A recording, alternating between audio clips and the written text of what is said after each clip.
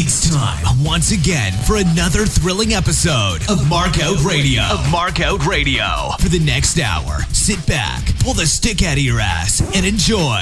Be warned though, smarks and internet know-it-alls will be offended, annoyed, and generally pissed off at what's about to happen to your ear holes. You've been warned. Now, Markout Radio.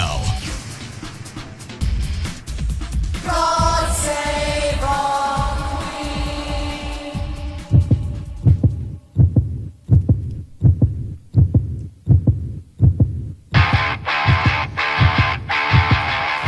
Holy shit.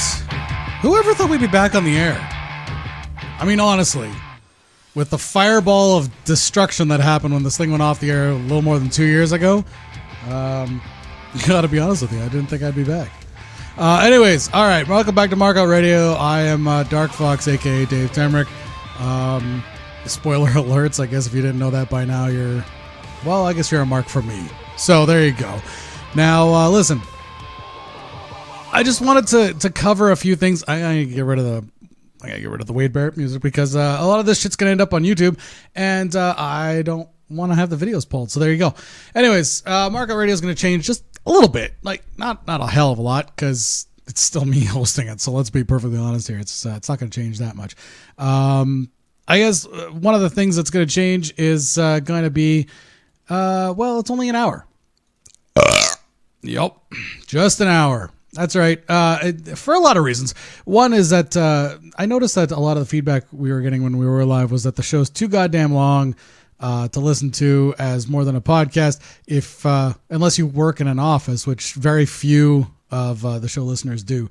So it just helped to make it about an hour. That takes care of most people's commutes. So there you go. We were going to have an interview to kick off coming back on the air. But of course, it is tough to nail down a wrestler for an interview. It really is. I know that comes as a huge shock, but it is. It's hard to nail down wrestlers for interviews.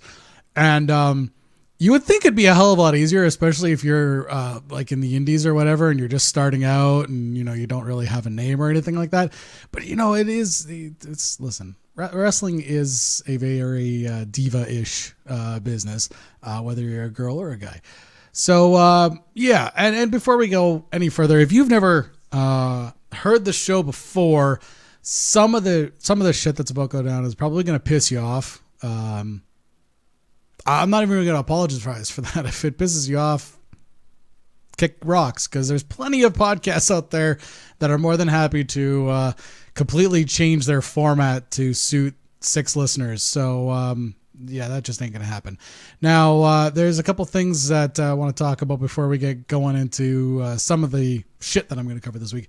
The first thing is that a fair warning that I consider wrestling to be sports second to entertainment. And by that, I mean wrestling is and always has been theater performed by athletes, but still theater. It's still going to subscribe to a lot of the things that make live theater work. And so some of those things are going to piss off marks who get a little too attached to wrestlers in a lot of the same ways that when people get a little too attached to actors, and then those actors turn around and play characters that they don't like, or they get interviewed and they come out of the closet or whatever, and it freaks people from the South out. I'm kidding. All right. Anyways, but because WWE is entertainment first and sports second, you need to understand 2 different things. Okay. There's 2 things you got to understand. The first thing is that because it's entertainment, just like movies and television, people have opinions on it, and that's okay. It's all right to have opinions on shit. It doesn't make you a smark or a mark or an internet wrestling community member. It just means you've got a fucking opinion. And just remember that when wrestlers or when promotions dismiss your opinion because you're on the internet or because you come to a live show and talk shit about a face, they need to get their big boy panties back on, because you're the one paying for them to do what they want to do. If you aren't in the seat fucking with them, even though that's kind of a dickhead thing to do, I still think it's hilarious. But the thing is that if you're not there to pay for it, they don't get to do it. So when they bitch and moan about how you are a fan of what they do, they're really biting themselves in the fucking ass. And so you need to just understand that when promoters or when wrestlers bitch and moan about people on the internet or people that come to live shows or whatever, it's because they forgot that little true aspect of wrestling is that, listen, this is performance art, and there's going to be people that fuck with you. And that happens in comedy, it happens in theater, it happens everywhere. It's just that in wrestling, it seems that because it's quote unquote fake, that they seem to get their panties in a knot over it. So whatever. Now, like I said, some people are going to call what I'm going to be doing on the show being a mark or being a smark or being an internet wrestling community person. I'm not. I enjoy wrestling in the same way as I enjoy movies and enjoy television shows. And I don't think I've ever seen any theater that I actually enjoy. So I'm not going to throw that in there. But what I am going to say is that those dismissive things, I don't give a fuck. If you hit up the Twitter, at Markout Radio, by the way, if you hit up the Twitter and tell me that I'm a smark or an internet wrestling community junkie or a mark or whatever, I'm just going to ignore you because I fit all of those descriptions, and most wrestling fans do. So tough shit. Now, what is going to happen on the show is my opinion, just my opinion on what things work and what things don't work. Keep in mind, I'm not a booker. I'm not a promoter. I'm just a fan. I'm just some asshole who watches wrestling and enjoys it. All right. Now, like I said, wrestling is and always has been theater. So you need to understand that while wrestling is quote unquote predetermined and the outcome, as in who wins and who loses, is decided beforehand, what actually happens during the match is quite difficult. It's it's choreographed on the fly. And a lot of the times, the guys that are doing these things haven't wrestled together before. So that's why wrestlers need to go through training and need to learn the basics and different chains and different moves and things like that. And why when a wrestler finishes their school, most of them start off as referees. And that's for good reason. It's so they can see how all that shit finally fits together. Now, there are people that don't go to school, wrestling school, or don't take a wrestling class, or don't befriend a wrestling veteran to learn the ways of wrestling.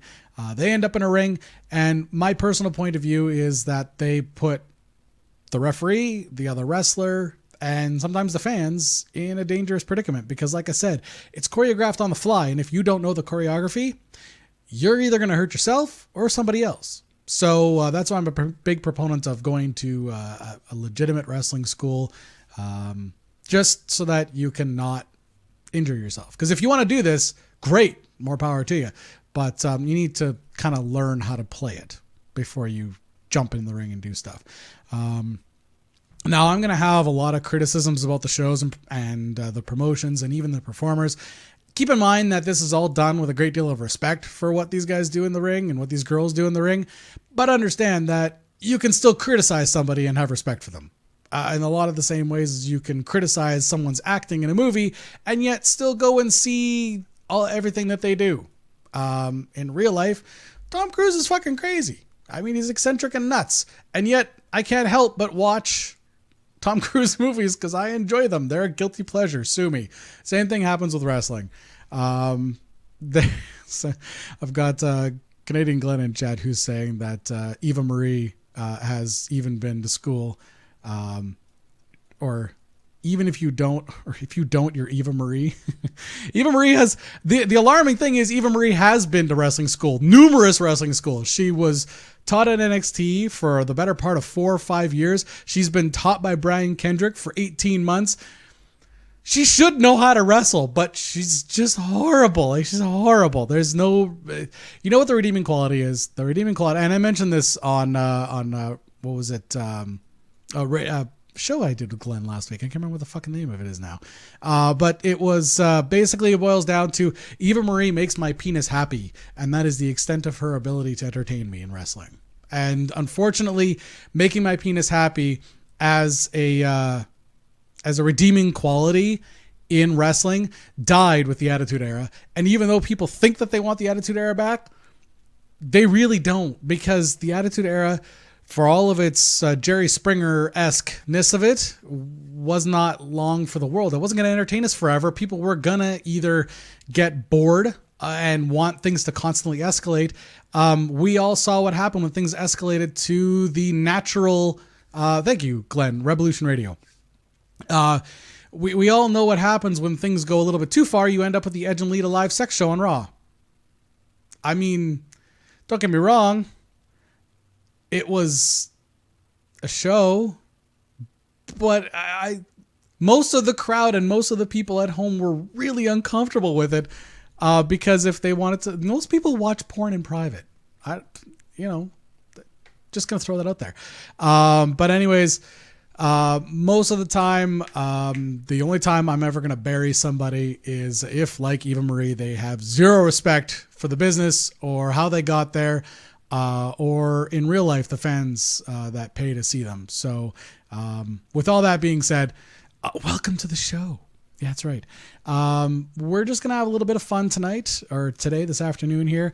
The first thing is that, I'm sure a lot of you have heard. I mean, if you watch wrestling at all, most people have heard about the former wrestlers that are suing WWE and Vince McMahon over head injuries. Now, I'm going to say this. Here's the thing.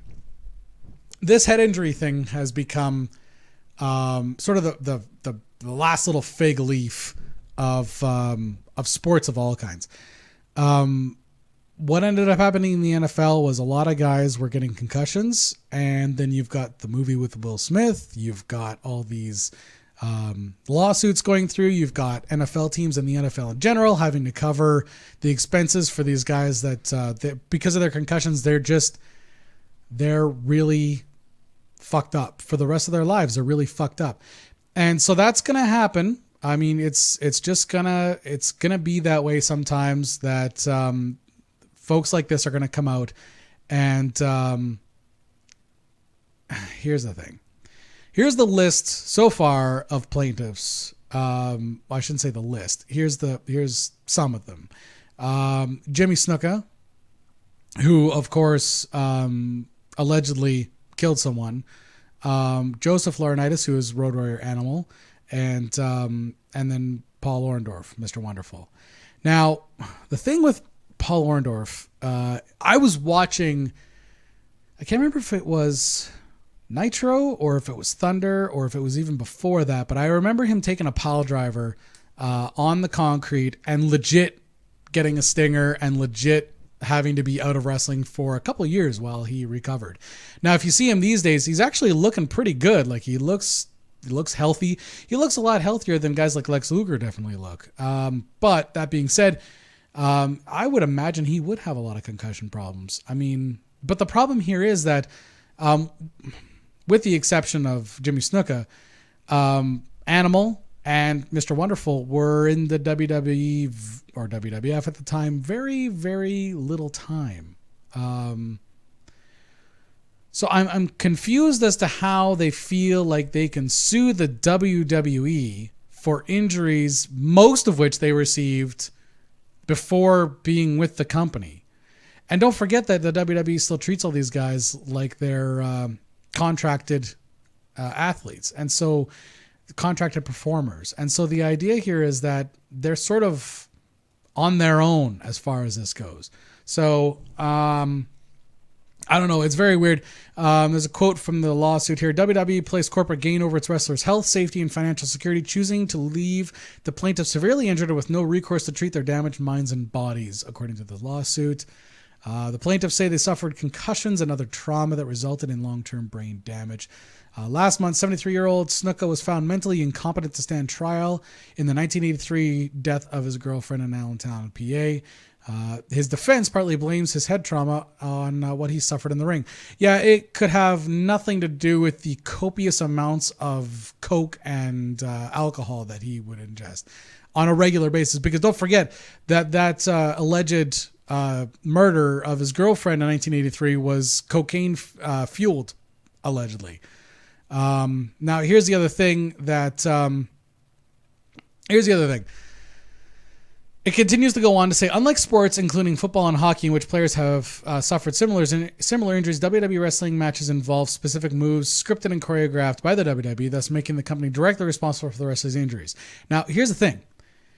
That's kind of true and kind of not true. High spots in wrestling matches in any company are scripted in that they say, the wrestlers sit down with the booker and say, you know, I've got this high spot, I want to hit that. I got this high spot, I want to hit that one. And that there's nothing wrong with that at all. It's just it happens everywhere. It happens in, we're going to talk about PWG later. It happens in New Japan. It happens in Lucha Underground. It happens in the small little indie promotions that you have in your own backyard. That's how wrestling has and always will work. I mean, back in the Carney days where wrestling got its start, it was the strongmen competing with local strong guys in these quote unquote wrestling matches, which basically turned out to be shoot matches. But when these guys went in there, and they changed it from being strong men versus the guy in the big burly guy in town or whatever, and changed it to actually being circus performers with these gimmicks performing in these wrestling matches. What happened when they made that short transition is that they started scripting out what was going to happen in a match. And some wrestlers like Macho Man are famous for needing to script out an entire match and absolutely everything that's going to happen in that match.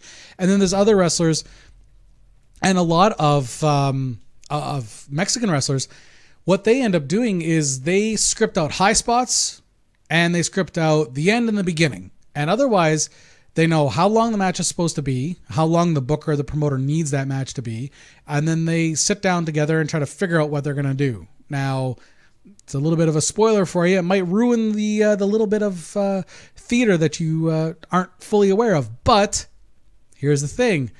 That's just how it works. So one of the other wrestlers, Konstantin Kryos, has made similar claims against the WWE. And of course, because he was all on his own, he had no success. Now they've got some ambulance chasing lawyer and gathered together a bunch of wrestlers who now want to turn this into an actual lawsuit. Now, again, I don't quite understand how you can sue the WWE because a lot of these guys, by the time they get to the WWE, have been wrestling for 10 to 15 years anyways. Once they get to the WWE, they realistically, on average, have about a 5, maybe an 8-year span of time where the WWE knows what to do with them and can keep them relevant for their TV show or whatever. And then they're back either to the indies or they just retire in general. Or maybe they make a transition to working in the back. But who knows? The point is, though, that a lot of these guys, by the time they get to the WWE, have already been injured. A lot of these guys, when they get to the WWE, have spent a lot of time in the indies or in the territories or whatever you want to call them these days. And they've been injured. They've wrestled with sprains and fractures. They've wrestled with concussions. They've wrestled injured and knowing full well that if they didn't do that, they wouldn't get paid. And of course, the idea, no matter what anyone wants to say, is to make money doing something you love. Enough money to survive. Whether you make enough money to be a millionaire, it's sometimes just luck of the draw and stupid coincidence. But anyways, basically what's going to be happening here is the WWE is involved in this class action lawsuit. Some of the other lawsuits people are going to be the families of wrestlers that have passed, like Matt Osborne, who was Doink the Clown, Neil Fraser Jr., who was Big Daddy V, and Viscera and Mabel. So here's the thing, though. Osborne, Doink the Clown, died of a drug overdose. And their family is claiming that the repeated concussions led to the drug abuse. Is that true? They're going to have to prove that. But he was a drug addict when he was in the WWE. So, and that was a time when they didn't have these health violations that they have nowadays. So, and the other problem is that the one Big Daddy Vader, or Big Daddy Viscera, Big Daddy V, Mabel, whatever, he died in 2014 from a heart attack. I don't know if you remember Viscera, but he was a pretty big dude. I don't know how to put this delicately, but he was rather chunky. And large, chunky people tend to suffer from heart problems. So again, I'm not quite sure how This idea is going to fly, but let's see if I can play a video here from the ambulance chasing lawyer. Researchers at CHIO has discovered that concussion symptoms seem to last longer in girls, even though boys suffer more. This has nothing to do with the fucking report. What a terrible news service. God, I expect the most. I expect more from the Globe and Mail, but I really shouldn't, should I? Now, while we're talking about lawsuits, Buff Bagwell, Buff the Stuff, who was famously a gigolo up to a couple of years. Well, I shouldn't say up to a couple of years ago. He continues to, but I don't know how successful he is at it these days. Because he was, well, listen, he's getting older. It's fine. I know, quote unquote, I know that men supposedly hold on to their looks longer than women do, and that's fine. There's nothing wrong with that, but whatever. But WWE or WCW, former WCW tag team champion Marcus Buff Bagwell has filed a lawsuit against the WWE. Now, this lawsuit is not as, I don't want to say the concussion one's ridiculous, because these guys clearly need some sort of health insurance, and that I can understand that. But what I am going to say is Bagwell's suit is actually really pertinent to what's happening right now in the WWE. So right now, with the advent of the WWE network, DVD sales in the WWE have gone right into the shitter. And a lot of the guys that used to get bonuses or used to get a cut of the DVDs, all of that money has basically disappeared. Hardly anyone is getting any money at all on any kind of DVD sales whatsoever, because they don't go to DVD, they go to the network now. So if you have a special for Randy Orton, it's going to the network. It's not going straight to DVD. So when it's in both places, unless you're a person that doesn't, maybe you're a person that collects those DVDs. I know a couple people like that. Unless you're one of those people, you are basically watching the Randy Orton documentary, or you're watching one of those Dean Ambrose videos or whatever. You're watching those on the network. And the problem with that, though, is that the WWE has claimed that there's no dollar amount that they can attach to that. And they can't. I mean, what they can do is they can track how many views they have. And maybe what they should do is adopt something like YouTube does, where X number of views equals X number of dollars from YouTube. Maybe they should figure that out with the network. But the WWE doesn't seem to want to do that. Now, up until the point where the network existed, whenever a WCW DVD was sold, any wrestlers that were featured in that DVD at that pay-per-view or at that television show, or, the best of Nitro or whatever, those wrestlers would then get a little bit of a little check for, the rights to using their likenesses on a product that the WWE and WCW, before it went bust, made money on. Now, because of that, what Buff Bagwell is claiming is that ever since the WWE bought out the WCW, they merged it. They didn't buy the WCW and then shut it down, because if they bought the WCW and they shut it down, they would have lost the rights to the video archive footage. So what they did was, and what they did with Smoky Mountain Wrestling, what they did with ECW, is when they bought them, they merged or absorbed them into the company. So it became part of the WWE. Now, because of that, they are responsible for paying out all of the corporate checks for when they use these guys' likenesses on TVs and on videos and everything else. This goes back a little bit to the concussion thing, because if that's the case, then I guess if these wrestlers spent a majority of their career in the WCW and WWE or ECW, that maybe they should be getting this lawsuit put through. But that being said, what's going on right now is that all these agreements and everything that were in place with all this talent when the WCW was bought out shifted to the WWE. So according to the contract that Buff has released, it says, "This agreement contains the entire understanding of the parties with respect to the subject matter hereof, and all prior understandings, negotiations, and agreements are merged into this agreement. There are no other agreements, representations, or warranties not set forth within respect to the subject matter hereof." Now it goes on to say that pay-per-view events in this contract says pay-per-view events, WCW shall allocate 5% of the net receipts paid to WCW with respect to direct sale of WCW pay-per-views to a talent royalty pool. Thereafter, WCW shall prorate payments to plaintiff. That's a bad choice of words. And other talent appearing on WCW pay-per-views in the same promotion that was compensation paid to for their appearance in the pay-per-view. Now, when it comes to the home video content, it's much the same rate. It is that 5% rate. But what Buff Bagwell notes is that the net receipts mentioned above would be the gross amount received by WWE, questioning what's allegedly owed to him as the network grossed $154.9 million in the final quarter of 2015. So what he's claiming is that they're not getting the proper cut. And so that's why he's suing. Now, they've said that many times. Current wrestlers have said in quote unquote shoot interviews that they don't see as big a cut out of DVD sales as they used to. And yet the network supposedly has, what is it now? 1.8 million subscribers. So they're making 154.9 million in the final quarter of 2015. So if they're making that kind of money, a bigger chunk of that should be going to the wrestlers, is what is being alleged. Now, Bagwell's the only one in this lawsuit, which unfortunately means that it's, who knows what's going to happen. It could end up being that it gets kicked under the rug. Maybe the WWE finally sits down and decides that they are going to honor these agreements. And that, or maybe they sit down and say, listen, we have been honoring agreements. Here's the dollar amount that we've been taking in. Here's the dollar amount that we've been paying to people. And this is what you've been paying.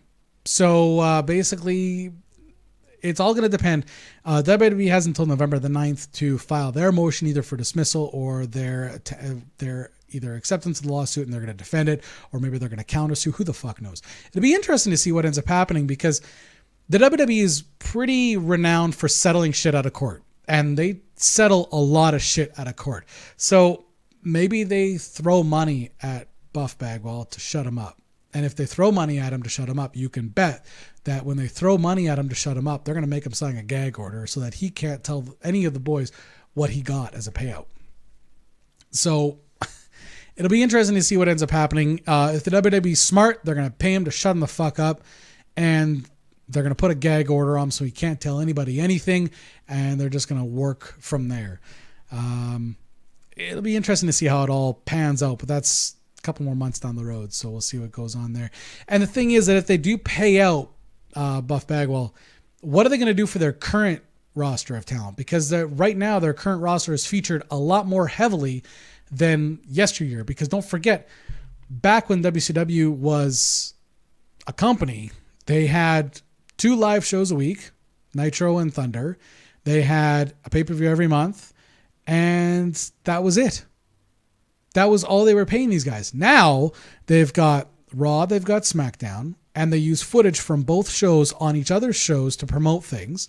They've got NXT. They've got some of the talent from Raw and SmackDown showing up on NXT shows to put NXT over, which is good.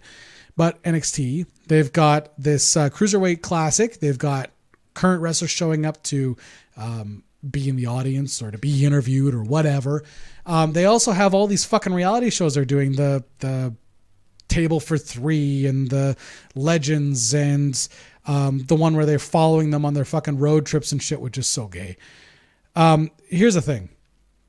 If you're going to do things like Dinner for Three and road trips and then claim that you're going to be bitchy about fans not respecting kayfabe, you're functionally a fucking retarded person because you're wrecking kayfabe in order to have those 2 shows. And Swerved.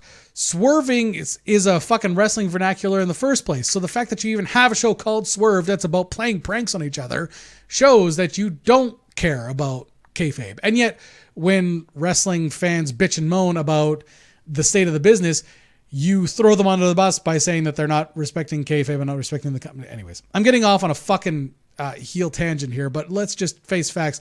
If you're going to bitch and moan about fans not respecting kayfabe, then you can't have shows like Swerved, Table for Three, Legends, or any of the other shit where you break down kayfabe and have these guys out of their gimmicks. Let's just fucking call a spade, all right? All right, enough of the WWE. I've had it with WWE. I want to talk about other things. I wish WWE didn't occupy half of the fucking show, but there it is. what I ended up doing, just as a precursor of the show coming back on the air, was I published an article that actually got picked up by, Online World of Wrestling, and another one out of the UK, another wrestling site out of the UK about Lucha Underground, because they had their season finale is called Ultima Lucha. And I'm a mark for Lucha Underground. I really enjoyed chain wrestling anyways, so I get a kick out of Lucha Underground. Plus, it's done in a very campy 80s way. We talked about this before. I was doing a show since this one went off the air where I was talking to a buddy of mine, and we would talk about other shit other than wrestling, but it ended up coming back to wrestling because let's face facts, I'm a mark, and I end up going there. Now, Ultima Lucha is the way that Lucha Underground ends their season. They're very much a television show. It's an hour every episode. And there's something like 30 episodes a season or something like that, or 20. I think this season there was only 24 episodes or something like that, which is nothing wrong with that. It's good. But what ends up happening is they'll do what a lot of indie companies do. They'll film multiple episodes in a single night, and then they'll assemble those episodes in post and then put in promos and things like that. So the first thing that you need to understand if you watch Lucha Underground, which is awesome, but the first thing you need to understand when you watch Lucha Underground is that a lot of the times when the announcers, who are Matt Stryker and Vampiro, a lot of the times what ends up happening is that the announcers will reference things as though they didn't just see the promo that aired. And it's because they didn't just see the promo that aired. They were very smart, and they have the announcers at ringside while taping. So the announcers are always calling what's happening in the ring. It's not happening in post the way that, say, for example, TNA is being done right now. So what ends up happening here is that sometimes the announcers will reference things or ask questions about things that were just answered in a promo. So the first thing is, you've got to forgive some of that if you're going to watch this. The other thing you've got to forgive is that, listen, it's being produced by Mark Burnett and Robert Rodriguez. So you need to understand that it's going to be a little bit campy. Okay. It's going to be, B-movie Bruce Campbell type of campy sometimes. And it's very much a throwback to 80s television, like televised wrestling. A lot of it is very weird. I will say this, that it does have a very strong women's division. They don't call it divas or women's wrestling or any of that shit. And they actually have women wrestling against men, which, by the way, I find incredibly entertaining because it's not exactly easy for a 120-pound girl to look like she can take on a guy that's 260 pounds. And when I say that, I mean, they had Sexy Sar, who's a masked luchador from AAA Mexico, going up against Mil Muertes, who that's his gimmick for Lucha Underground. I'm not going to blow his spot in AAA Underground, or AAA wrestling in Mexico, but he is 200. I think when he wrestled her, he was getting up into the high 200s, 260, 270, and she is about 120 pounds soaking wet. And the way they did the match, I thought, was fucking hilarious and clever, because they basically had her using her speed and quickness to fuck with him. And now, of course, he eventually just destroyed her. But up until that point, it was actually really interesting. Now, the other thing that happens is, I didn't know any of this beforehand, but in Mexico, in AAA, and in a couple other promotions down in Mexico, transvestite wrestlers have been pretty popular. And listen, whatever you feel about transvestites, whatever you feel about the LGBT community, whatever the fuck it is, understand that these are still performers and wrestlers. And so they've got this luchador called Pimpinella. And she's the only transvestite wrestler that Lucha Underground has on a regular basis. And she had a lot more last season than she did this season. I think this season only appeared a couple times. Last season, she appeared quite often. And basically, her gimmick is to gold dust the fuck out of her opponents. I mean, she's fucking awesome. She doesn't look like a pretty woman. She looks like a hideous fat woman. but she still dresses like a woman, and she wears a singlet and comes down with a velvety robe, the whole 9 yards. It's fucking hilarious. It's awesome.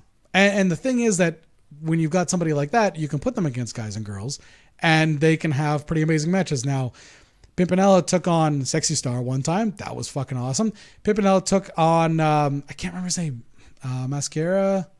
Shit, I can't remember his name, but he's a midget. And listen, I can say midget, okay? I had Short Sleeve Samson on the show. He gave me the midget card. I'm allowed to say midget. Fuck off. Now, he's a midget, and he's a masked wrestler midget. So he's a lot like El Torito, who's now gone or whatever, I think, from WWE. But the two of them were wrestling against each other. So you had Pimpinella, transvestite, against midget, which is fucking, it sounds like a sideshow, which it was, remember? Because this all started in the carnies. This all started in the circus. So it was fucking amazing. Now, none of that happened at Ultima Lucha. I'm just getting off on a little bit of a markout session for Lucha Underground, because I think anybody that watches in the States, it's on the El Rey Network. In Canada, it's on the Fight Network. Tune into it. It's fucking awesome. If you aren't in the US and Canada, I don't know what the fuck it airs on. I'm not going to encourage you to find it on a quote-unquote streaming site, but I will say that you definitely need to watch it. They have a YouTube channel. You can watch highlights there legally, so you should definitely do that. Now, back to Ultima Lucha. Now, basically what ends up happening is that Ultima Lucha happens all in one night. But again, like I said, like other indie promotions, they record the entire show in one night, and then they release it in bites, in chunks on TV. Now, the first night came out, and then the next week, the second night came out, and then the third week, they did a 2-hour show for the third night. So we're going to start on the first night. Now, the first night was, and this is hilarious, because this is where I love internet wrestling fans, because they do take things really seriously. And to me, it's entertaining as fuck. So what ends up happening is that Dario Cueto is the quote-unquote owner/promoter of Lucha Underground. And he's an actor, and he doesn't really always understand wrestling, and he doesn't understand why he's being told to do certain things in wrestling. And sometimes he misses things in his promos that then the announce team have to fill in the blanks on. So here's the thing. In Lucha Underground, there's a very, very, very annoying gimmick that gets used way too much, and they need to stop using it so much because it loses its luster when you use it this much. But he has matches all the times for a unique opportunity. And basically what that boils down to is they don't know what they're going to do with the winner of this yet. So they're going to call it a unique opportunity so they can figure it out later. Now, night one, part one, was called the Tournament for a Unique Opportunity. And when Dario Cueto said it was a tournament for a unique opportunity, he put a lot of emphasis on "for." That went over a lot of people on Twitter's heads. And the announce team, luckily, and remember, the Twitter blowout's happening in post. So it's not like people, like, for example, it's not like when New Japan had their first pay-per-view and Matt Stryker was able to field a lot of the questions that were happening online because things are happening live, or like the Mexican AAA pay-per-view that came out when Matt Stryker was working that one, he could answer things live. He's already done the commentary. So they knew ahead of time that people are going to have a question here. And so Matt Stryker and Vampiro said that it's for a unique opportunity. So they said like the number 4. Oh, that's interesting.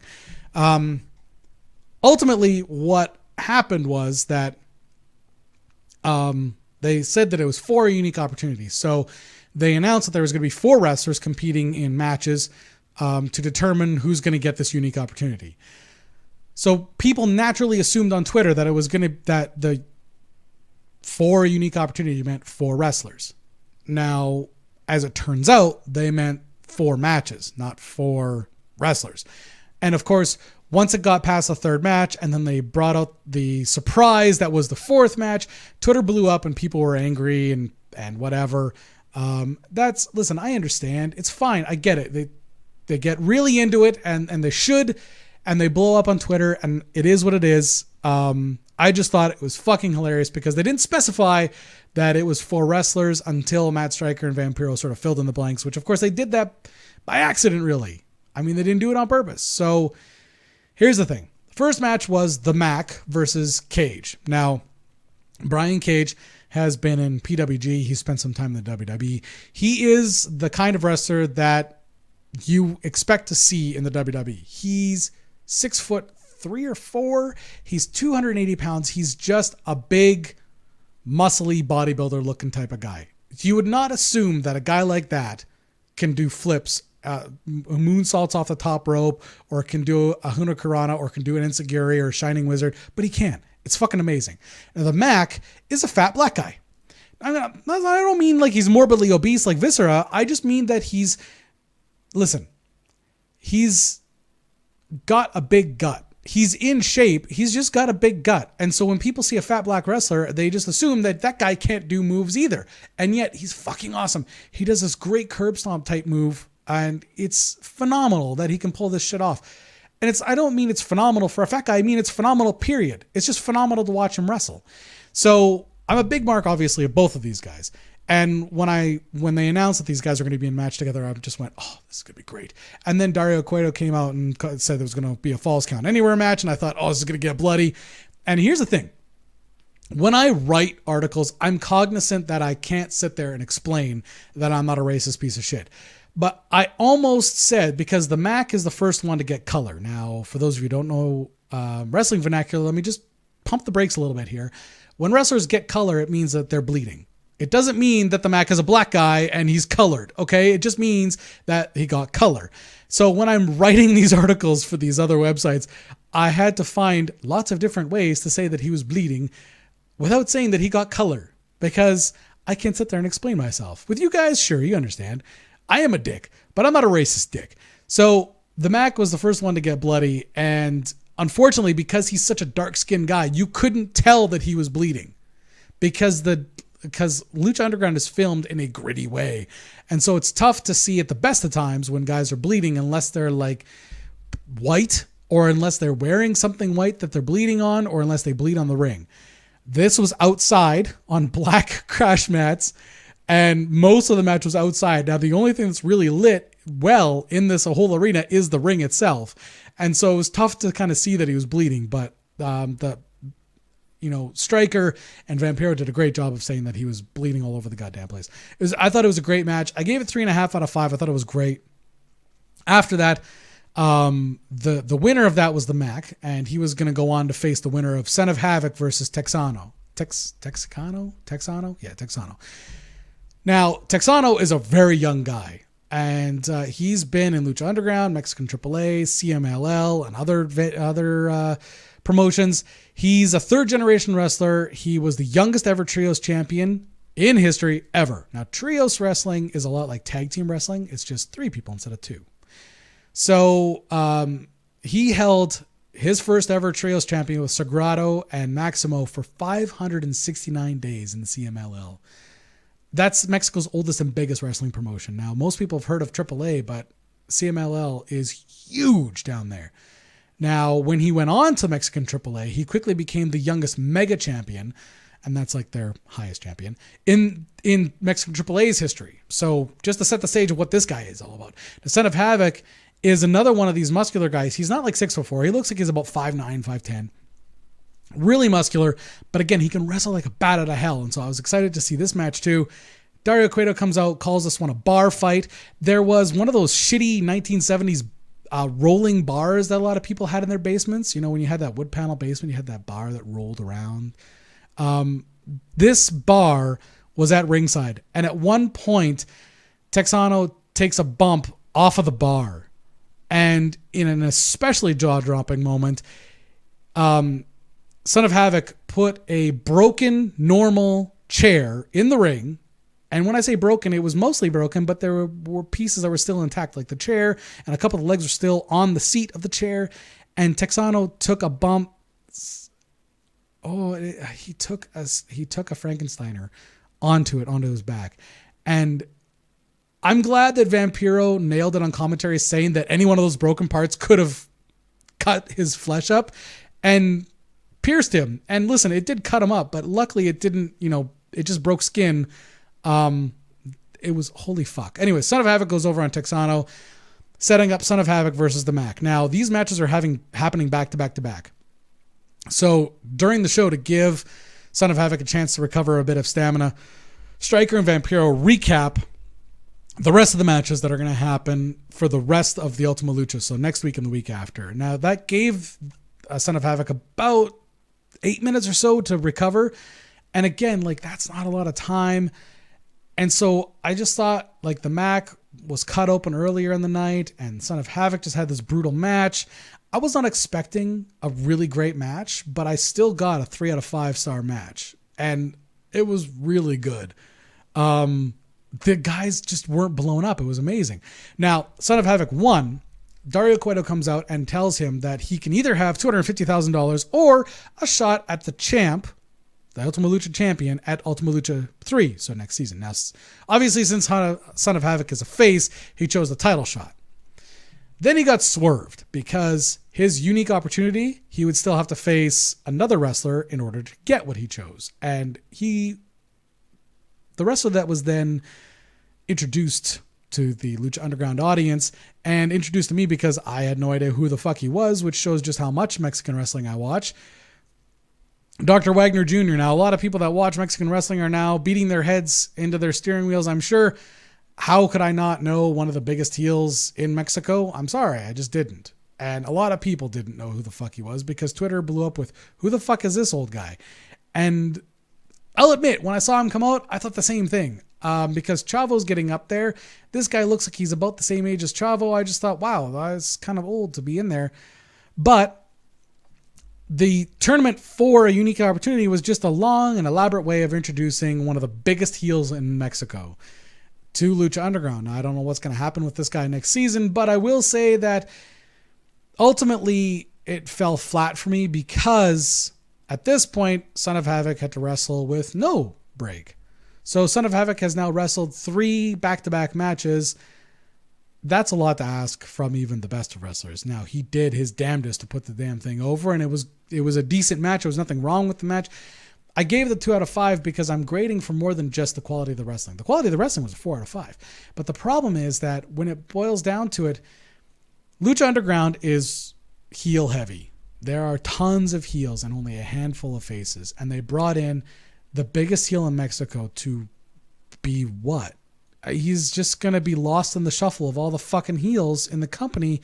And Son of Havoc started off as a heel in season 1 and has become a face since then. And so he's one of the few faces they have. So is this setting up something with the two of them to keep on going back and forth? Who the fuck knows? But I just felt like it fell flat because Lucha Underground just has too many goddamn fucking heels. It's just too much. Now, night number 2, part 2, started off with a 7-way dance for the Gift of the Gods Championship. So over the course of the Gift of the Gods Championship was won twice this season. But anyways, everyone competed in a match to earn a little medallion that they then put into this belt. And the belt holds 7 medallions. So your competitors in this one were Marty the Moth Martinez, which some of you might know from WWE Tough Enough, Mariposa, who's a masked luchador, Killshot, who's a black masked luchador, Nightclaw, who they're just introducing, he's a heel, Daga, who's a face who does heel shit, which blows I have no idea fuck why, Sinestro de la Muerte, who's also a heel, and Sexy Star, who's a face. So there was Sexy Star and Killshot, and Daga, kind of. So you had 3 faces and 4 heels, which seems relatively balanced. But Sexy Star ends up winning this whole thing, which means that the Gift of the Gods Championship is hers. Now, the Gift of the Gods Championship is a little bit like the Intercontinental Championship used to be. It is the stepping stone to going to the main title. But what they do is they use it the way they used it with Ultimate Warrior and Hogan. If you are the Gift of the Gods champion, you can cash in your championship for a chance at the Lucha Underground title. Now, once you cash it in, the Gift of the Gods championship now is retired, and those medallions go back out into the world to be fought for again as soon as they figure it out. Now, My 5-year-old daughter loves Sexy Star, so she marked the fuck out when Sexy Star won. And it's nice to sometimes see that with kids, so I kind of just got a kick out of that. Night 1 had very few promos. Night 2 had quite a few more promos. Joey Ryan and Cortez Castro are supposedly underground cops, and they were convincing Mr. Cisco to, I don't know, try to get into Dario's good graces. It was just weird. It was a fucked up thing because Mr. Cisco was one of Dario Cueto's little enforcers for the longest time. So it was just very odd. Like, it wasn't odd as in this is 80s gimmicky odd. It was just odd. The next match was Mil Muertes going over on King Cuerno in a quote-unquote death match. I've had enough of watching these two wrestle over and over and over again. These guys have been wrestling over and over again last season, this season. It's fucking annoying. And King Cuerno's constantly on Twitter bitching about his place in Lucha Underground because he's such a big deal down in Mexico. He wrestles without a mask down in Mexico. So he bitches and moans about his place in the company in Lucha Underground. Mil Muertes is a very good wrestler. And again, in Mexico, he wrestles without a mask, but he's fantastic. Both of these guys are fantastic wrestlers, but it just felt like these guys weren't on the same page. And when these two guys aren't on the same page, there was lots of little botches and weird fuck ups and things like that. I don't know. It was just weird. I didn't like it. Anyways, after that, there's a Matt Striker Vampiro ringside promo. Pentagon Jr. is the student of Vampiro. We found that out last season. Vampiro tosses away his meds and leaves his announce position to prep his boy. There's another promo of Mr. Cisco trying to convince Dario Cueto to bring him in on this little whatever that Dario's got going. So Dario Cueto beats the shit out of him with a red bull that he has on his desk. But unfortunately, because of that gritty lighting that Lucha Underground's famous for, you couldn't tell that there was blood on the fucking red bull until you saw Dario Cueto's bloody hand on the phone. And whatever. Part 3, the last night, started off with a Vampiro Pentagon Jr. promo. For those of you that suffer from seizures, you definitely should be looking away as Pentagon Dark is born, because Pentagon beats up all the colorful incarnations of Pentagon Jr. in order to become Pentagon Dark. Like I said, it's very campy. I'm not trying to defend it. It's very fucking campy. After that, there was a Trios Championship match where Fire, Space, and Fury, which is what Matt Striker calls the team of Phoenix, Aerostar, and Drago, defeat the champions Lucha Underground Worldwide, which is Johnny Mundo, which you guys might know as whatever his fucking name is, Johnny whatever the fuck in WWE, PJ Black, who's in WWE, and Jack Evans, who's a young guy that's fucking amazing.